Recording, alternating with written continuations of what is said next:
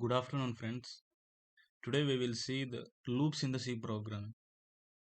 Why we have to use the loops in C program means if we want to perform the same operation for multiple times, we can use the loops. In what cases we have to perform the same operations multiple times? Here is the cases where we have to perform the addition multiple times, multiplication multiple times. So if you see the sum of first 100 natural numbers, we have to add and add. We have to add 99 times here. And if you see the factorial of a number, we have to multiply up to that number. You know the factorial. If the factorial is 100, it requires 99 multiplications. So if you see these two programs, you can understand the necessity of loops. So if you want to write code for these two programs, what are the requirements? Suppose you want to write the program for these two problems. It is very simple to calculate up to 10 factorial, 12 factorial. If you want to calculate the 100 factorial, it is difficult to calculate manually. If you write the code, then computer can perform that and give you the result. So if you write the code for these things, then your time will reduce. That's why programming makes the life very easy. So if you want to perform this program for two questions, the sum of n natural numbers and factorial, the first condition is we have to start with the beginning as a 1. We have to initialize the thing. After that, we have to perform the operation, and the count has to be increased after every operation. Means first we will choose a starting point. After that, we have to perform the operation 1 plus 2. After that, the result is stored in one variable, and this 2 got incremented to 3, and this 3 got incremented to this result, and the result is stored in one variable, and this 3 is incremented to 4, and this 4 is being added to the result. Then the result is stored in here, and the operation continues until the condition fails. Yes, we can specify the condition. In C program, we can specify the condition up to which the operation is executed. So it decides the end. Condition decides the end of the loop. So in C programming, you we can see the for loop here. For loop has the syntax having all these features: initialization, from where we want to start; condition, where we want to end the operation; increment and decrement for the successive addition and multiplication. So initialization means where to start.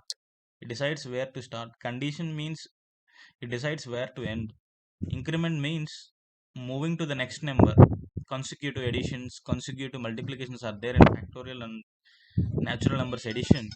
So that's why we are using this. So for loop has all these features. Whatever the features was there, all these features are there. So for loop has initialization, condition, increment and decrement. So if you see the code for these two programs, the addition of 10 natural numbers, you can write the for loop here like this. You can specify I is equal to 1, I less than or equal to 10, I plus plus, and add is equal to 0, add is equal to add plus 1. Means suppose I is equal to 1, then add is equal to 1. Then it will check the condition 1 is less than or is equal to 10. If the condition is true, these two statements are executed, right? After that, I became incremented to 2, 2 less than or equal to 10. This condition is true, then again this condition is executed. Previously add is equal to 1, 1 plus 2 is 3, and I is incremented to 3. Then again goes to this condition 3 less than or equal to 10. Then this condition will be true. Then these two statements are executed. So this go on repeating. Here I had specified add is equal to 0 in the for loop. It's my mistake. We have to specify this thing before the loop, because there is no necessity of specifying here. So this condition, when this condition fails is when I reaches the 11, then this condition fails and the addition happens up to 10. If you want 100 numbers, you can put the 100 number here. So if you see the factorial program also, you can initialize the fact as a 1, and you can use the for loop I is equal to 1, I less than or equal to n, I plus plus. If I take the n as a 5, then fact is equal to fact into 1. I is started with 1. 1 into 1, 1. Then I is incremented. It becomes 2. 2 less than or equal to 5. And if n is equal to 5. 2 less than or equal to 5. True. Then 1 into 2. 2. Then 2 got incremented after the execution. Then it will go for checking the condition. And then this loop repeats until the condition fails. And you can able to see the product of all the numbers. You can find the factorial very easily. So we can see this in coding. So we can see to C compiler and type the code, full screen mode. So if you write the code for these two programs, it is very simple. It takes just 2 to 3 minutes to write the code for this. Please bear with me. First we have to include the standard input output function library. Standard input output function library. After that we have to specify the int main, and after that we have to declare the variables what we are using. Add n and add n. What are the variables we can use? So this much is sufficient. So these two variables are sufficient to perform the operations. Then we can type a statement, enter the number, enter the number, and then we end with semicolon, and we can scan this number also, because it is a number and integer. We have to use %d. So here I have written the for loop I is equal to 0, I is equal to 1. It is started with 1. So I am writing the condition I less than or is equal to n, writing the condition, and I plus plus. So here I am using the variable I also. So let me write here I also, because we have to declare every variable whatever using in the code we have to declare here. So after that for loop we have to add is equal to add plus I. Yes.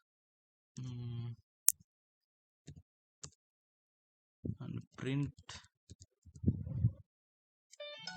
the addition. Addition is percentage d.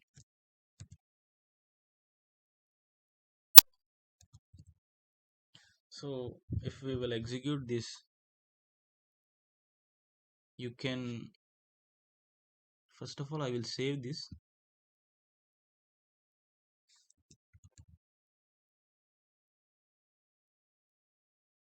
After that I will execute this.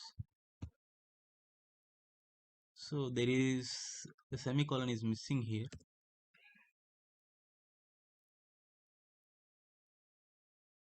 Okay, compile and run. So enter the number. So now I want to find the first 5 natural numbers addition. So first 5 natural numbers addition is 15, right? First 5 natural numbers addition is 15. You want to check the output once again. So let me check. Enter the number. Now I am finding first 100 natural numbers. So sum of first 100 natural numbers is 50-50, biscuit packet number. So this is all about addition of first n natural numbers. This is the thing. So we can write the factorial program also. You want to write me? Yes, we can write the factorial program also. So here I can declare the, remove the names, add, taking the facts. N, I enter the number, percentage, and if I write it as a fact is equal to fact star plus I, then repetitive multiplication happens. Then for the convenience only I am writing the fact. If you put the same names also addition and performing the multiplication operation, you didn't get any errors. So here I have written the factorial program. So I will compile this. How to compile? First of all I will save this, and after that I will compile this. Compile and run. So enter the number. So what is the 4 factorial? 24. We can write. Okay. I will compile it again. Enter the number 100. Enter the number 100.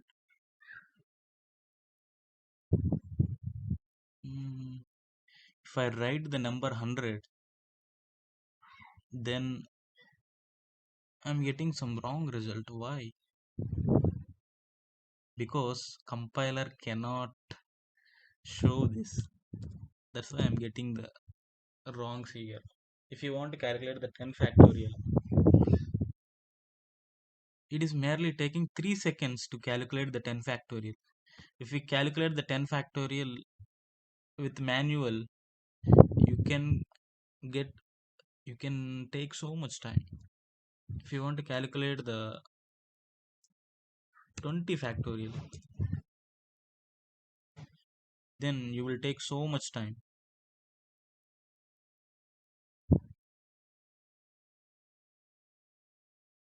Here I am getting errors for bigger numbers. Why I am getting errors for the bigger numbers? So in computer also there is a space restriction is also there. So that's why I am getting errors. So 100 factorial is a bigger number to store. That's why it is showing error. So this is the factorial program. This is the factorial program. You can find the factorial every time. So thank you for listening me. Have a good day.